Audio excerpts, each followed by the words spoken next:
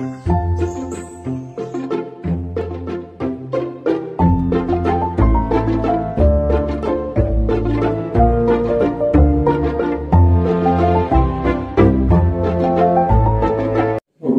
Okay अब देखो, मैंने ट्रिग्नोमेट्री में तुझे बहुत कुछ सिखाया है और बहुत कुछ समझाया हुआ भी है, और जो कुछ भी बचा है मैं उसे अब डिस्कस करूंगा और आगे बढ़ने का प्रयास करता हूँ। अब हम लोग जो नेक्स्ट बेसिक पढ़ना था जो वर्टिकल लाइन के बारे में, तो we will first learn about the vertical lines, और जब द वर्टिकल लाइंस होते क्या है। अरे आज मुझे बाल कटाना पड़ गया, ये देखो ना छोटा छोटा मेरे वाले। एक स्टूडेंट आकर बोला, कहा कि सर आपने तो बाल बड़ा बड़ा रखे हुए हैं, तो हम कहा नहीं रख सकते। तब कहा लोग हमें कटा लेते हैं, तब तो तुम छोटा रखेगा ना। तब कहता कि कटवा लिए जाओ, तो हम तुझे कास्ट में क्यों देखेंगे भाई, हम खुद कास्ट से आए हैं। जाओ तुम्हारे लिए ये बाल क्या किया गया, तुमको तो पूरा जिंदगी तैयार कर सकते, लेकिन तुझे समझना होगा, तुझे समझना होगा। ओके, तो समझने के लिए खाली तैयार रहना। और एक मैं बात बताना चाहता हूँ कि अगर आप मेरे चैनल पर नए हैं अयोध्या प्रवीणा, तो उसे सब्सक्राइब कर लीजिए और नोटिफिकेशन बेल आइकन को भी ऑन कर लीजिएगा, ताकि मैं जो कुछ भी अपलोड करूँ आपके पास चला जाए। किया अभी करो, कर लिया कि नहीं करेगा, कर देखो कर लीजिएगा सब्सक्राइब। ओके, देखो अब वर्टिकल लाइन किसे कहते हैं, या फिर वर्टिकल लाइन होता क्या है। वर्टिकल लाइन हम लोग वैसे लाइन को कहेंगे, वैसा कोई लाइन जो लाइन खड़ा है। क्या है? खड़ा है। ये लाइन क्या है? ये सोया हुआ हाथ है, ये खड़ा हाथ है। वैसा कोई लाइन जो खड़ा हो किस पे? हॉरिजॉन्टल प्लेन पे, तो वैसे लाइन को हम लोग वर्टिकल लाइन कहते हैं। या फिर परपेंडिकुलर हो किस पे?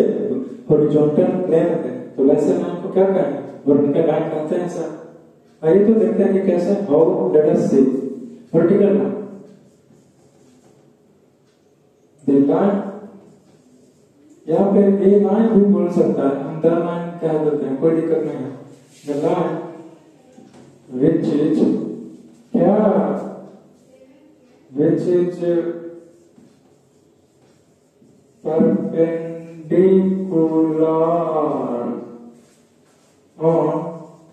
on the किस पे सर? तो on the horizontal plane, horizontal plane पे होना चाहिए। then क्या, then it is called, तब हम लोग उसे क्या कहें? then it is called vertical line, तब हम लोग उसे vertical line कहेंगे। हाँ सर, vertical line तभी कहें जैसे कि देखो, मान लिया जाए, सपोज करो कि ये हमारा क्या है जी, ये हॉरिजॉन्टल प्लेन, हॉरिजॉन्टल प्लेन, और इस प्लेन पे हम लोग जो कोई लाइन को ऐसे खड़ा करें, ये परपेंडिकुलर गिराएं, तो ये हमारा वर्टिकल लाइन कहलाएगा। ये डेफिनेशन हुआ सर, ये डेफिनेशन के लिए।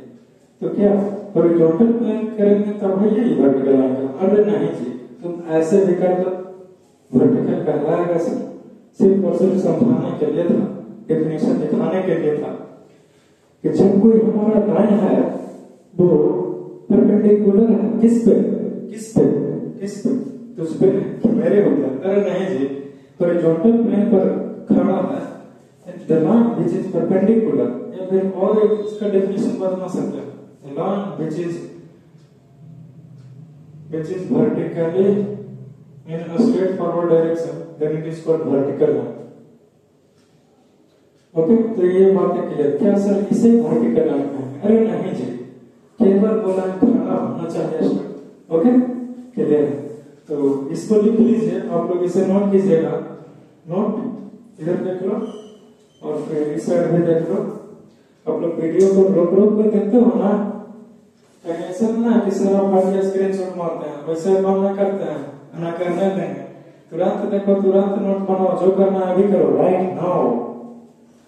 देखो बेसिक टर्म जो था वो हम लोग खत्म कर दिए सर। बेसिक टर्म जो था वो खत्म हो गया। अब देखो जो हमारा नेक्स्ट टॉपिक आता है, फिर हम सीधा सीधी बात करेंगे हाइट एंड डिस्टेंस में ज्यादा कुछ खास नहीं है। एप्लीकेशन ऑफ ट्रिग्नोमेट्री, अगर तुझे ट्रिग्नोमेट्री पर कमांड है पूरी अच्छे तरीके से, ओके, तो तुझसे हाइट एंड डिस्टेंस का क्वेश्चन बन जाएगा, ऐसे बन जाएगा सर। हाँ सर बनेगा, क्यों नहीं बनेगा, मैं तुम्हारे सवाल में हूं ना।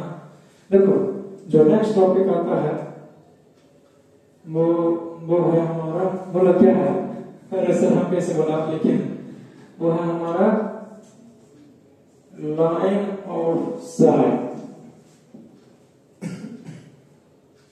बोलो क्या है हमारा लाइन ऑफ साइट। तो सर एक बात बताइए, हाँ जी पूछो ना, कि लाइन ऑफ साइट किसे कहते हैं, what is line of site. ऐसा है कि लाइन ऑफ साइट हम लोग किसे कहेंगे, तुझे मुझे इस बोर्ड को, अगर नहीं तो किसे, जो कोई भी ऑब्जर्वर है, जैसे कि मेरी आंख या फिर मैं देख रहा हूं, क्या फिलहाल मैं इस मार्कर को देख रहा हूं, तो ये ऑब्जेक्ट हुआ, और इस मार्कर को देखने वाला ऑब्जर्वर कौन है, मैं। तो जो मेरी आई और ये जो ऑब्जेक्ट से एक लाइन से स्ट्रेट लाइन से जो कनेक्ट करेंगे, observer the line which connects observer to an object is called line of sight। तो वैसे इसको हम लोग लाइन ऑफ साइट कहते हैं सर। तो क्लियर है, और डेफिनेशन देखते हैं इसका।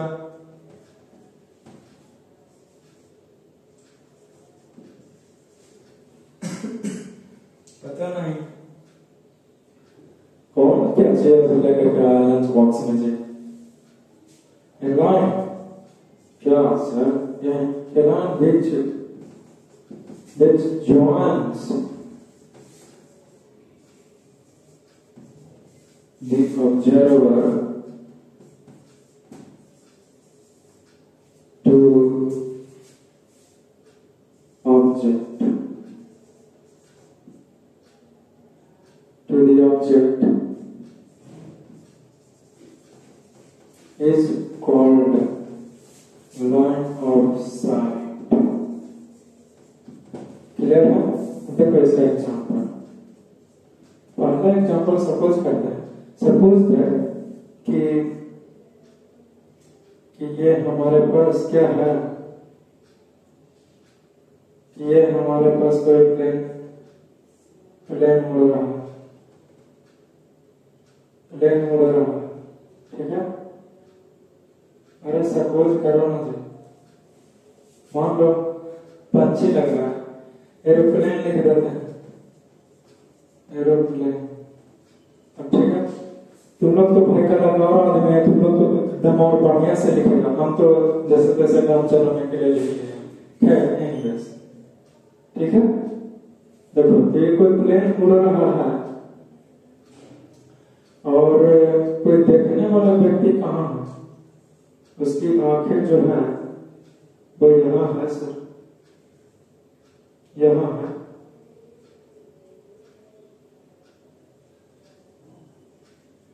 ये तो ये जो ऑब्जर्वर है, बोलो ये क्या है, ये ऑब्जर्वर है, और ये क्या है, ये ऑब्जेक्ट हुआ, किसके लिए, इस ऑब्जर्वर के लिए। तो क्या देख रहे हैं कि ऑब्जर्वर और इस ऑब्जेक्ट के बीच में जो कनेक्ट हो गए, कोई जरूरी नहीं कि हम ठीक होना चाहिए, कहीं भी। तो ये जो ऑब्जर्वर है, और बढ़िया से बनाओ ना यार, जल्दी क्या। तो क्या देख रहे हैं कि ये ऑब्जर्वर और इस ऑब्जेक्ट एरोप्लेन है, तो कैसे काम कर रहा है, ऑब्जेक्ट का रोल तो कर रहा है। तो ये ऑब्जर्वर और ऑब्जेक्ट में ऑब्जर्वर और ऑब्जेक्ट को कनेक्ट करने, ज्वाइन करने किसी लाइन से, तो वही लाइन का नाम है लाइन ऑफ साइट। तो ये लाइन ऑफ साइट कहलाएगा सर।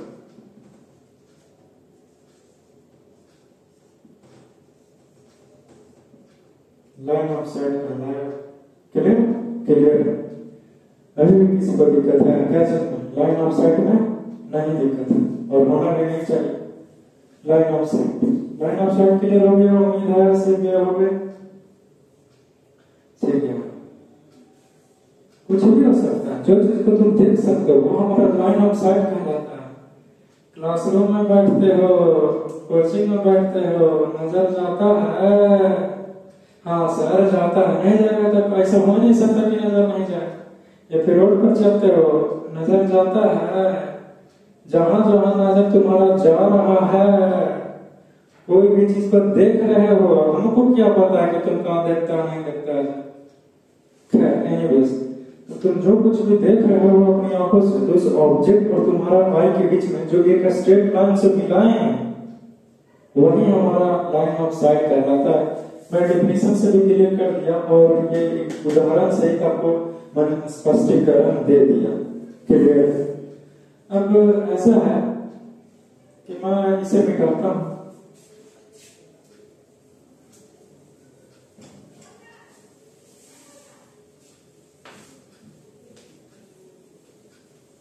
अब देखो आगे, let's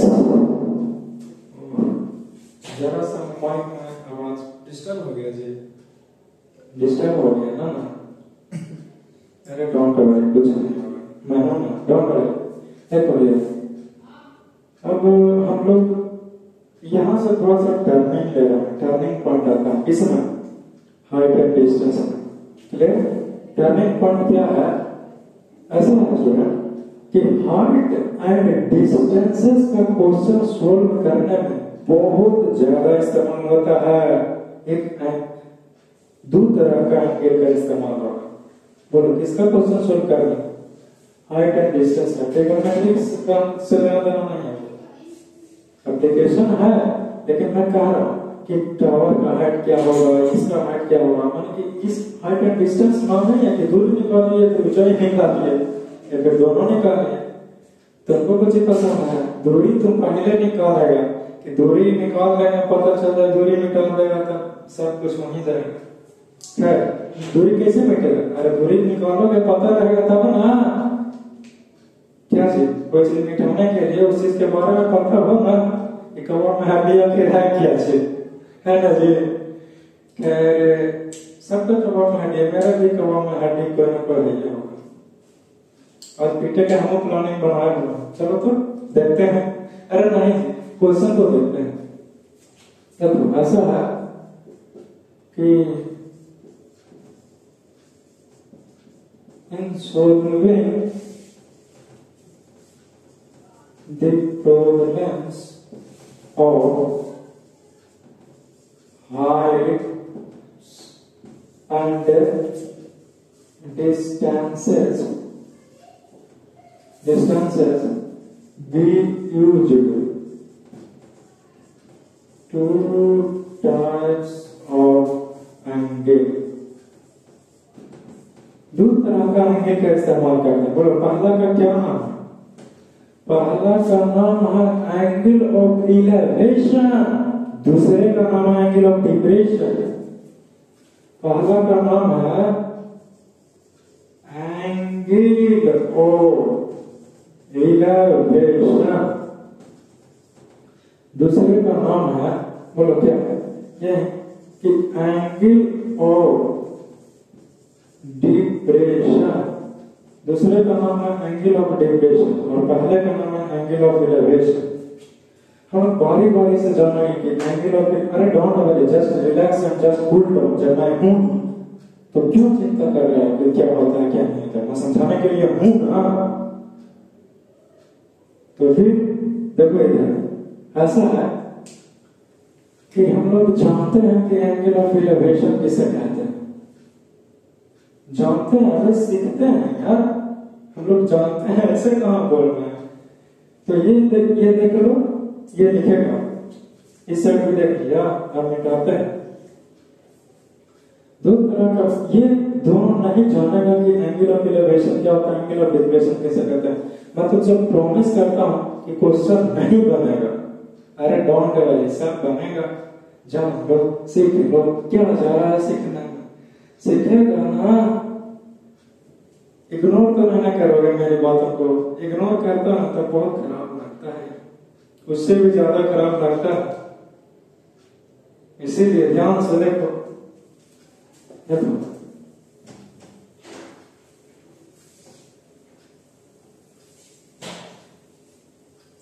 Let us see that. First of all, we will discuss about the angle of elevation. बोलो क्या है पहला? Angle of elevation. Angle of elevation. Angle of elevation. जी हाँ. सर हमको ये बताइए ना कि एंगल ऑफ एलिवेशन होता क्या है, आखिर है क्या एंगल ऑफ एलिवेशन, कहेंगे किसे? अरे डोंट वरी, जस्ट रिलैक्स, ज्यादा इधर उधर की बातें नहीं करना। I am coming to the point student. Let us see, ऐसा है कि एंगल ऑफ एलिवेशन हम लोग किसे कहेंगे, किसे कहने से जरूरत है, होता क्या? जब एंगल ऑफ एलिवेशन, जब ऑब्जेक्ट नीचे हो, ऑब्जर्वर ऊपर हो, ऑब्जेक्ट सॉरी गलत बोलते हैं, अरे ऑब्जर्वर नीचे हो, हमें कंफ्यूज हो गए। Just relax, just cool down, मुझे बोलने दो। जब ऑब्जर्वर नीचे हो और ऑब्जेक्ट ऊपर हो तो एंगल ऑफ एलिवेशन का निर्माण होता है। क्लियर? जब हमने कहा कि क्या कहा है और डेफिनेशन से देखते हैं और उसका क्या करेंगे, क्या करेंगे और फिर एग्जांपल से देखेंगे और कैसे। ऐसा है, ये क्या है? तो इट इज द एंगल, यह एक एंगल है और कैसे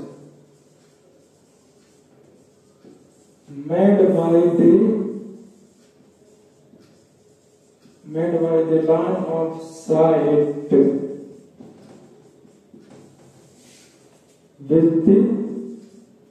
with the किससे?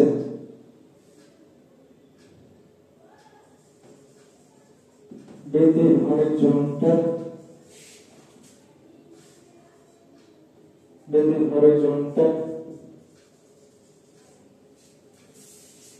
plane to the observer, observer को हॉरिजॉन्टल प्लेन से, लेकिन क्या when the object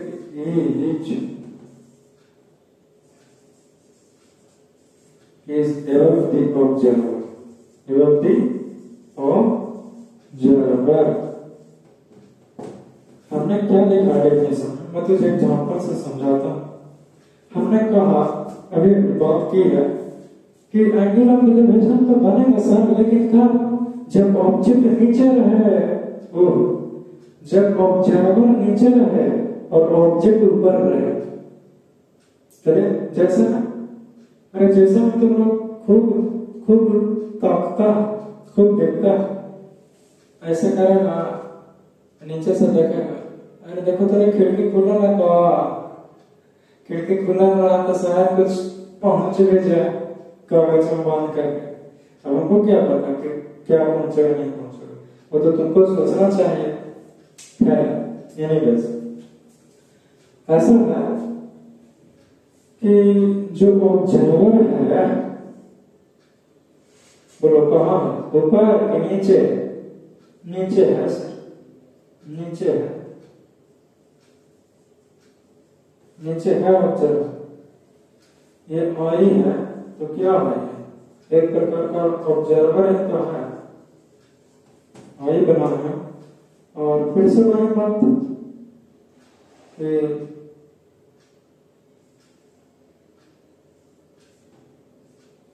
ये एरोप्लेन जा रहा है, सपोज देखिए कोई हमारा एरोप्लेन है, क्लियर, और इसकी खिड़की पर बैठा हुआ है कोई, मान लीजिए कि कौवे बैठा था एरोप्लेन के अंदर और यहाँ पे देख रहा है इस एरोप्लेन को, क्लियर। तो जानते हो क्या, यही कि डेफिनेशन में क्या लिखा है कि यह एंगल है made by line of site. Line of site ये है, ये है लाइन ऑफ, बोलो लाइन ऑफ साइट। क्यों? क्योंकि ये ऑब्जर्वर और ऑब्जेक्ट से कनेक्ट करता है या ना, इसीलिए लाइन ऑफ साइट। इसलिए मैंने सीरियल वाइज से बताया तुझे हर एक चीज, आगे पीछे करके नहीं बता। With the horizontal plane to the with the horizontal plane, लेकिन किससे? टू दी ऑब्जर्वर, ऑब्जर्वर से एक हॉरिजॉन्टल प्लेन बना दें क्या? अरे वहां से बना दीजिए ना। तो देखो क्या हो गया, ये हॉरिजॉन्टल प्लेन है हमारा, और angle of depression sorry angle of elevation क्या है सर? तो यही तो है सर एंगल ऑफ एलिवेशन। बोलो ये क्या है? ये है हमारा angle of elevation, angle of elevation. ध्यान रहे ऑब्जर्वर देखे ना, एंगल ऑफ एलिवेशन जब ऑब्जर्वर नीचे हो, देखने वाला नीचे हो, और कोई ऑब्जेक्ट जिस चीज को देख रहा है वो ऊपर हो। अभी देखो मैं जो नीचे हूं और इस मार्कर को देख रहा हूं, तो ये मार्कर ऊपर है स्टूडेंट, और नीचे कौन है? देखने वाला। और ऑब्जर्वर मैं देखने वाला नीचे हूं, और ऑब्जेक्ट मुझसे ऊपर है। देखो ना, ओके? तो क्या होगा इस केस में? जब देखने वाला नीचे हो और ऑब्जेक्ट ऊपर हो, तो एंगल ऑफ एलिवेशन का निर्माण करेगा, जैसे कि कनेक्ट करेगा लाइन ऑफ साइट से, और यहां से हॉरिजॉन्टल प्लेन ड्रा करेगा। तो लाइन ऑफ साइट और हॉरिजॉन्टल प्लेन में के बीच में जो एंगल बन रहा है, यही तो एंगल हमारा एंगल ऑफ एलिवेशन है स्टूडेंट। कॉन्सेप्ट क्लियर हुआ सर? ओके, कॉन्सेप्ट क्लियर है। अब देखो ये इस साइड देख लो, फिर मैं मिटा दूं ताकि मुझे स्पेस मिले क्या चीज करने के लिए है। अरे ये कुछ पूछता है कि कुछ करने के लिए, लिखने के लिए और क्या? हम 0/समाटे के लिए तुम लोग खाली दिमाग में काचा पूरे क्या करता है जी क्या? और तुम छोटा वाला बच्चा ठीक है,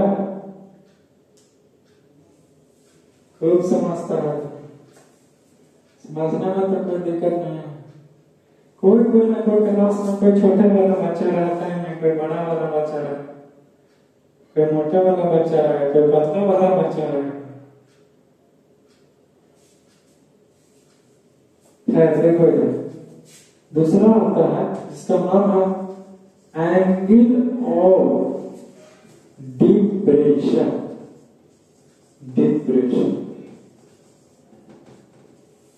सर हमको ये बताइए कि एंगल ऑफ डिप्रेशन कहेंगे किसे? Angle of depression just relax and cool down. Okay ठीक, देखो इधर एंगल ऑफ डिप्रेशन हम लोग कब कहेंगे? तब कहेंगे जब देखने वाला ऊपर हो और जिस चीज को देख रहा हो ऑब्जेक्ट वो नीचे हो। अभी मैं ऊपर हूं, ये मार्कर ऑब्जेक्ट है और मैं देखने वाला हूं, इसलिए मैं ऑब्जर्वर हूं। तो क्या होगा? एंगल ऑफ डिप्रेशन का निर्माण करेगा। मैं कह रहा हूं, देखो सिंपल सा बात है, जब कोई आदमी डिप्रेशन में चला जाता है, एकदम टेंशन में चला जाता है, एकदम हेडेक में चला जाता है, तो वो कभी भी ऊपर देख ही नहीं सकता, वो डिप्रेशन में हो जाएगा, नीचे चला जाएगा। डिप्रेशन, तुम जब भी डिप्रेशन में रहेगा ऊपर देख ही नहीं सकता, ऐसे देख ही नहीं सकता, तुम्हारा सर नीचे चला जाएगा, ऐसे पॉकेट में हाथ डाल लेगा, चलेगा। ऐसे तो नहीं चलता होगा, लेकिन जो भी चलते हो ऐसे, तो तुम क्या नोटिस करेगा कि सर एकदम नीचे करके चलेगा, तो एकदम पूरा एकदम डिप्रेशन में रहेगा, तो एकदम नीचे ही मुड़ करके चलेगा। खूब तुम चिंता करता है उसके लिए, कहाँ करते हैं जी? अरे सब हटाओ, ये सब टेम्पररी चीज होता है, permanent is nothing, nothing is permanent in this world. इस संसार में कुछ भी परमानेंट नहीं है, एवरीथिंग इज टेम्पररी। मैं भी टेम्पररी ही हूँ, एक समय के बाद मेरा भी नहीं सीटी बजाना। अच्छा कोई बात नहीं, तुम लोग बजा लेना, ट्राई करते हैं। क्या छोड़ हटाओ ना, ये सब क्या ट्राई करना। देखो एंगल ऑफ डिप्रेशन के लिए फिर से देखने वाला ऊपर हो, ऑब्जर्वर ऊपर हो और ऑब्जेक्ट नीचे हो, ये ऑब्जेक्ट नीचे है और मैं देखने वाला ऊपर हूं, तब एंगल ऑफ डिप्रेशन का निर्माण करता। क्लियर क्लियर है। तो ये क्या, तो it is an angle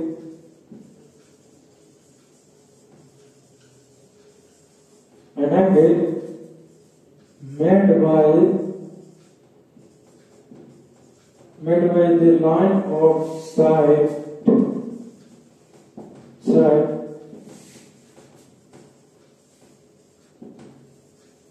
with the horizontal plane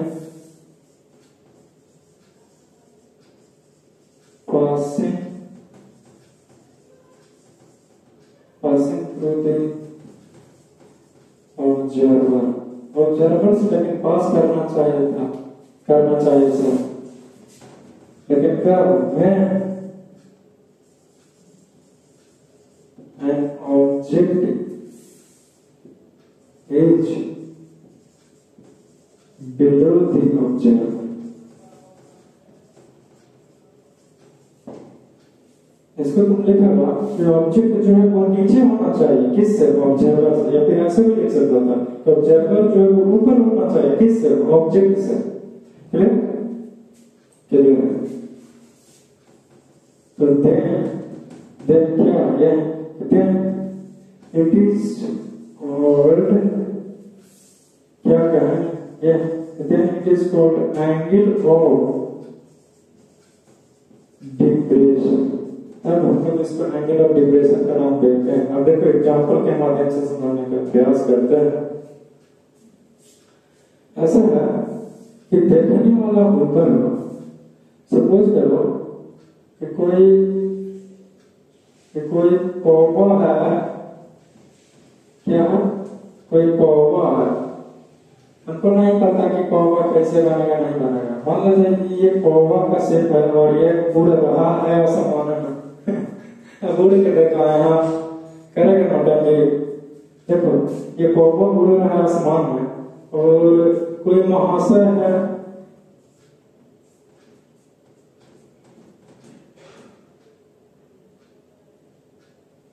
कोई है जो गर्मी का आनंद ले रहा है पसीना अपना ढाल करके। एक कौवा इसको देखता है कि कैसा बेवकूफ है जो धूप में इतना खड़ा है, धूप में खड़ा है और जा भी नहीं रहा, कैसा मूर्ख है ये। तो ये कौवा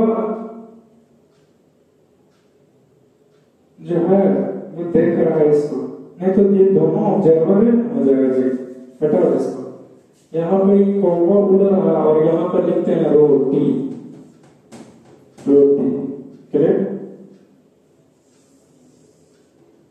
हाँ अब ठीक है, अब ठीक है रहेगा यहीं से।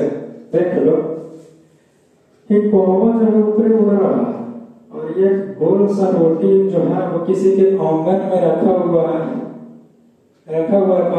तुम देखे हो मतलब, अरे नहीं जी तुम कौवा ना हो जाएगा, तुम देख लगे कौवा, ऐसे तो 75 तुम देखता। देखो कौवा है जो मतलब कि इस रोटी को देखता है, तो देखने वाला ये है और ये क्या हो जाएगा, ये ऑब्जेक्ट हो जाएगा। ये कौवा है जो देखता है नीचे रोटी को, ये क्या है स्टूडेंट, ऑब्जर्वर है, ऑब्जर्वर है। ये क्या है स्टूडेंट, ये ऑब्जेक्ट है, ऑब्जेक्ट है। ये कौवा ने देखा इस रोटी को, ओके, तो ये क्या मान है, ये यही तक क्यों ना, तो ये line of side, SIGHT side. और हमने कहा था कि हॉरिजॉन्टल प्लेन ड्रा करना होगा। क्लियर, इससे एक हॉरिजॉन्टल प्लेन पर लाइन ऑफ साइड जो एंगल मेड करेगा वही हमारा बोलो क्या कहलाएगा, एंगल ऑफ डिप्रेशन कहलाएगा।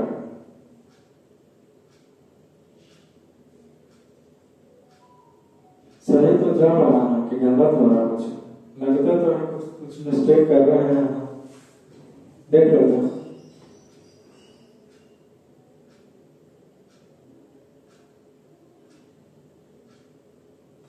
When an object is below the observer,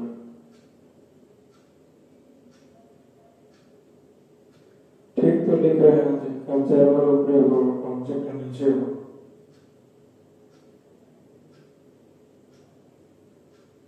एक चीज लगता है यहाँ मिस्टेक हो रहा है, हॉरिजॉन्टल प्लेन पासिंग थ्रू। अरे रुको ना जी, ऑफलाइन क्लास में पढ़ता था कैसे इंतजार करता है, यहाँ भी थोड़ा सा इंतजार कर रहा, तुम्हारे लिए ही तो मेहनत कर रहे हैं, वो भी नहीं लगता है यार, बताओ कहा हमसे मिस्टेक नहीं हो सकता है, कहाँ नहीं हो सकता है।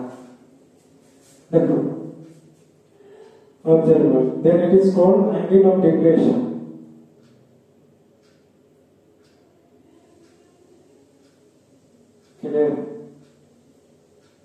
देखो तो ये नीचे, लेकिन जानते हो जो हॉरिजॉन्टल प्लेन है वो ऑब्जेक्ट से ना लेकर ऑब्जर्वर से ना लेते हैं जी, ऑब्जर्वर। हाँ, with the horizontal plane passing through the observer, observer से ना हॉरिजॉन्टल प्लेन पास करता है। सब उधर अरे तो ये मान लीजिए, एक मिनट, जैसे कि ये मान लीजिए ये एक horizontal plane, horizontal plane, okay. तो ये जो लाइन है ये एंगल बना, और ऑब्जर्वर से ना हम यहाँ पे ऑब्जेक्ट से मिला रहा था, यही मिस्टेक हो रहा था, वही कहेंगे ऐसे भी सो गए, तो फिर एंगल ऑफ एलिवेशन हो जाएगा ना। तो ये जो एंगल बना, इस एंगल का बोलो क्या नाम है, angle of depression, angle of depression नाम है, यही एंगल ऑफ डिप्रेशन है। Problem clear? अब क्लियर है, अब सही है, मैंने चेक कर लिया, कोई दिक्कत नहीं, ठीक है, ठीक है, अब क्लियर है स्टूडेंट, ओके। अब आइए जरा सा आनंद लेते हैं। तब कॉमन है, देखो रोटी को, ये कॉमन जो है वो ऑब्जर्वर है और नीचे जो है वो ऑब्जेक्ट है, तो जो हॉरिजॉन्टल प्लेन पास तो करना चाहिए, लेकिन ऑब्जर्वर से ना, ऑब्जर्वर से पास करा दें, और एंगल ऑफ डिप्रेशन पे है, डिप्रेशन क्लियर ऑफ साइड से बनना चाहिए, और हॉरिजॉन्टल जो प्लेन पास करेगा वो ऑब्जर्वर से होते हुए ये ऑब्जर्वर, तो ये देखो तो ये एंगल ऑफ डिप्रेशन हो गया क्या, कैसे देखो तो एंगल ऑफ डिप्रेशन जो बन रहा था वो ऐसे बन रहा था, ऐसे ऐसे, ये एंगल ऑफ डिप्रेशन था, उजला मार्कर ना जो एंगल ऑफ डिप्रेशन इलिवेशन को बताता है। लेकिन अब देख रहे हैं कि अब ऐसे बन रहा है, ऐसे है रिलेशन, ये उजला वाला बता रहा है एंगल ऑफ डिप्रेशन, क्लियर?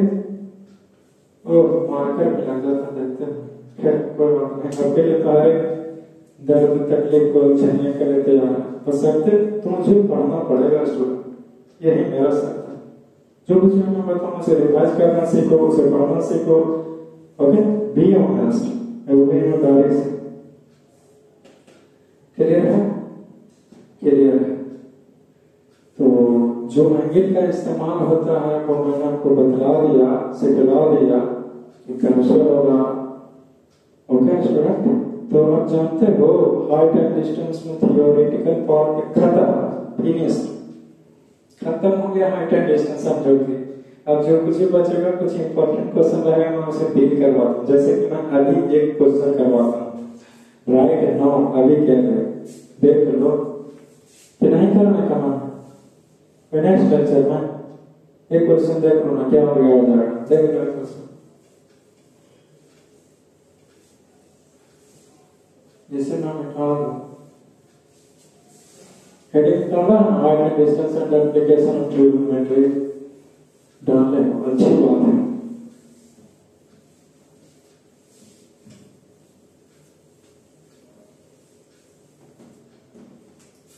अब देखो क्वेश्चन क्या है,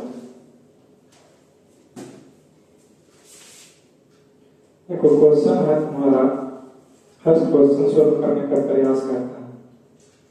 प्रयास क्या कि मैं तुझे बता ही दूंगा कि क्वेश्चन क्या है। देखो क्वेश्चन ये कह रहा है कि एक टावर स्टैंड्स खड़ा है vertically on the ground, ground पर खड़ा है लेकिन कैसे? वर्टिकली। अब बताया जा रहा कि from a point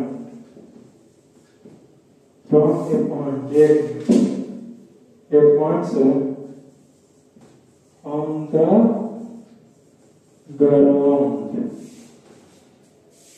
on the ground which is 20 metre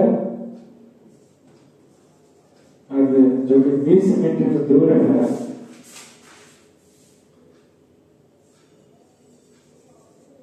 from the foot of the tower।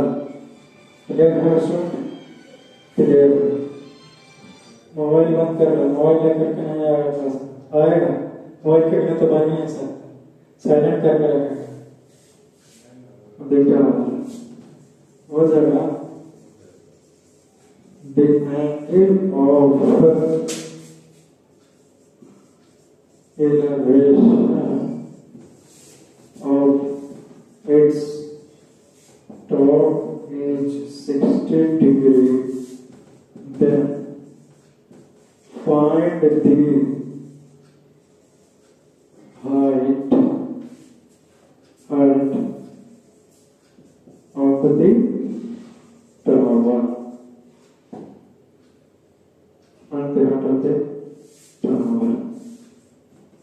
यहाँ पे बताया जा रहा कि टेक अंडर 3 और 1.732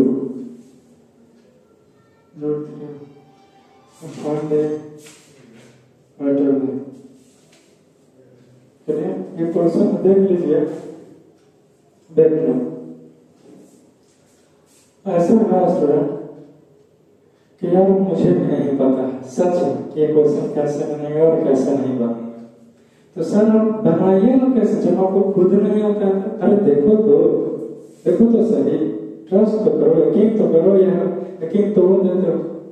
ऐसा है कि मैंने जो कुछ भी तुझे बताया है हाइट एंड डिस्टेंस में टेक्निक्स, मैं उसका इस्तेमाल करने का प्रयास करता हूँ। मैं आपके साथ ही सोचूंगा, एकदम बच्चा जैसा करेंगे मेरा वाला, कोई तकलीफ नहीं देगा। मैंने ट्रिग्नोमेट्रिकल डाटा बताया था, वैल्यूज साइन जीरो का क्या होगा, cos जीरो का ऐसा, उसका भी इस्तेमाल करना। इसीलिए पहला ही लिख दिया गया कि एप्लीकेशन की हाइट एंड डिस्टेंस कर रहा है एप्लीकेशन ऑफ ट्रिग्नोमेट्री, क्योंकि जितना भी ट्रिग्नोमेट्री का कॉन्सेप्ट तुमने पढ़ा है उसका इस्तेमाल होगा 100%। क्लियर? देखो क्वेश्चन को समझने का प्रयास करते हैं। कह रहा कि एक टावर है जो वर्टिकली खड़ा है कैसे? ग्राउंड पर। तो एक टावर को खड़ी कर दो जी, क्लियर है, टावर को खड़ी कर दिया, ठीक है भाई। From a point on the ground which is 20 metre away from the foot of the tower. कोई एक पॉइंट लेते हैं ग्राउंड पर, मान लीजिए ये पॉइंट लिया, ये पॉइंट जो है ना वो बताया जा रहा है कि 20 मीटर की दूरी है, कहां से? फुट ऑफ द टावर से। लेकिन 20 मीटर ये जो है वो क्या है? ये टावर हमारा। क्लियर? अब आगे बताते हैं angle of elevation of its top is 60 degree. Angle of elevation जो है वो इसको टॉप से यानी कि ये मिलाना पड़ेगा, ये 60 डिग्री दिया हुआ है A B C। Clear? And find the height of the tower. तो इस टावर का क्या हाइट होगा जो बताएंगे हम। बहुत आसान है, बहुत आसान। क्लियर? इतना कि तुम सोच भी नहीं सकते। सॉल्यूशन कर रहे हैं इसको खटाक से। सबसे पहले लेफ्ट बीसी भी एक टावर, हमने ऐसे माना कि बीसी जो है वो एक टावर है, ओके। और suppose A B a point on the ground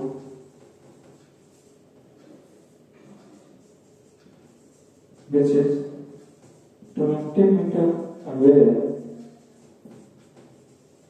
from the tower, from the foot of tower।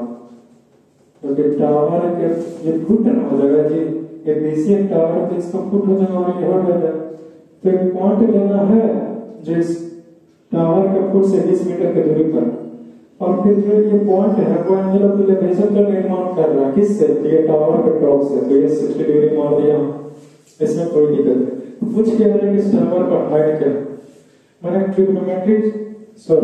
जब हाइट एंड डिस्टेंस को बता रहा था, एक्सप्लेन कर रहा था, तो मैंने ये भी बताया कि हाइट एंड डिस्टेंस में हम लोग टावर का क्या ऊंचाई होगा, बिना नदी क्रॉस किए उसका दूरी बता देंगे, ये सब का इस्तेमाल करेंगे।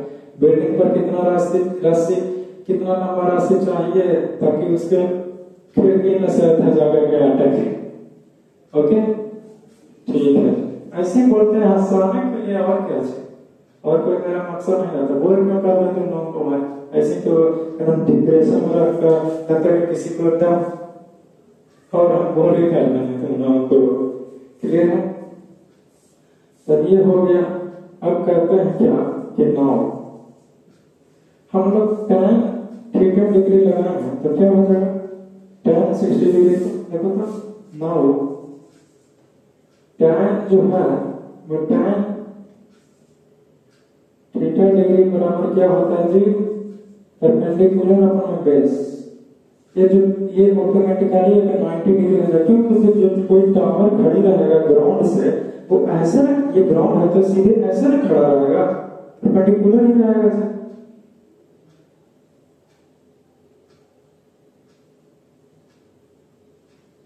नहीं देख रहा है कि पेन करता हाथ में कि नहीं करता, इसमें कोई इंस्टॉलेशन कर रहा है टावर का, जैसे मैं सोचा। तो इसलिए ये 90 डिग्री एक राइट एंगल का निर्माण कर गया। tan थीटा बराबर क्या होता है? परपेंडिकुलर अपॉन में बेस, BC बाई AB, यानी कि BC by AB। Just relax and cool down, तुझे पूरा समझ में आएगा, मुझे यकीन है।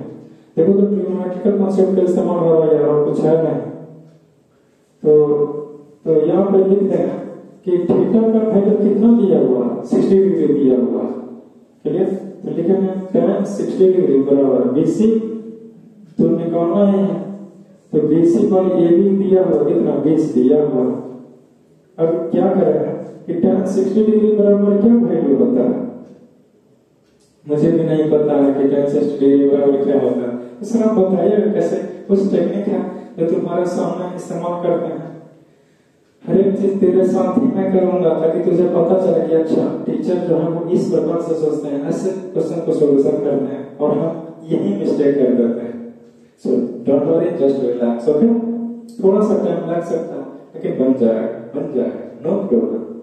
मुझे भी नहीं पता कि tan 60 डिग्री हो गया, लेकिन मैं निकाल दूंगा, बता दूंगा, डोंट वरी।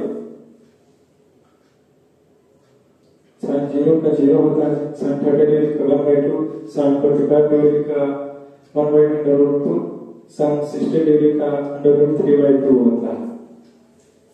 तो चूंकि sin 60 डिग्री का होता है √3/2 होता है, ओके? अब cos का बारी आएगा तो 0 हो गया, 35 हो गया, sin 0 to 0, sin 30 degree, sin 45 degree, okay है, ओके। तुम्हारे सामने ही कर रहे हैं, टेक्निक बता रहे हैं। तो sin 60 डिग्री, sin 90 तो 1 हो जाए, यानी कि अब cos के बारे में है तो cos 0 डिग्री 1, cos 60 डिग्री √3/2 है ना, cos 30 डिग्री √3/2, cos यानी कि cos 30 का 45 आता है। cos 45 degree is equal to 1 by root 2 यानी कि cos 60 degree is equal to 1 by 2। तो क्या हो जाएगा जी 1 by 2। जब 2 ऊपर चल जाएगा तो क्या हो जाएगा रूट 3 by 2 into 2 यानी कि 2 2 कैंसिल यानी कि रूट 3 यानी कि tan 60 डिग्री का वैल्यू हो जाएगा रूट 3। देखो तुम्हारे सामने करना है BC by 20 हो गया स्टूडेंट। अब क्या करो क्रॉस कर दो तो BC बराबर क्या हो जाएगा 20 रूट 3 हो जाएगा यानी कि दिस इंप्लाइज BC बराबर 20 गुना बोलो रूट 3 का वैल्यू कितना लेने के लिए कह रहा है तो 1.732 लेने के लिए बोल रहा है ना।